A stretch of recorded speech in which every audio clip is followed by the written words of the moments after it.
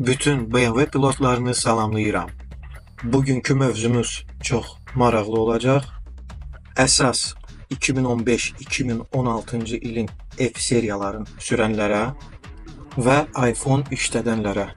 Əgər sizdə belə bir menyudur, bu ID4 menyu sayılır. Biz onu yeniləyib təzə versiya ID6 yaza bilərik və full screen CarPlay yaza bilərik. Əsas odur ki, NBT Evo olmalıdır. Və bu yalnız bu kuzovlarda mümkündür. F20, F21, F22, F23, F30, F31, F32, F33, F36.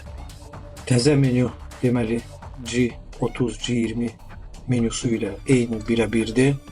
Həm də funksionallıq birə-bir olacaq və ən əsası bu yalnız proqramla həll olunur. Heç bir box, adapter qoşulmur. Ancaq Wi-Fi anteni qoşulur. Zavod monitoru isə yerində qalır. Ekranda hal-hazırda siz görürsünüz ki, proqram təminatı yazılır. Avtomobilə stabilizator qoşulub. Çünki proqram yazılan zamanı voltajı düşməli deyil. O çox pis nəticə olacaq əgər proqram yazılan zamanı voltajı düşsə. Deməli ID6 proqramı yazılıb. İndi yoxlayırıq ki, necə işləyir, ilişib-ilişmir. Menyu çox cəld işləyir və indi isə biz simsiz CarPlay işlətmək üçün biz ona Wi-Fi antena quraşdırarıq.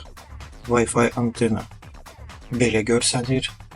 Onu quraşdırmaq üçün bu qabaq paneli çıxmalıdır. Qabaq paneli çıxartdım. İndi isə klimat kontrol çıxmalıdır. Klimat kontrolun şurupları çıxarmışıq. Cəmi cümüsü 4 dənə şurup saxlayır onu.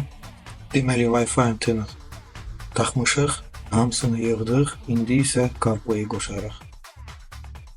İlk öncə telefonu maşına bağlamalıyıq Bluetooth vasitəsilə CarPlay menüsündə və ondan sonra CarPlay aktivləşdirilir və başlayır işləməyə.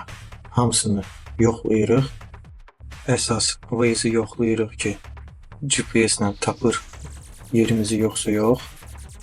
Ondan sonra yoxlayırıq menyu ilişir, ilişmir.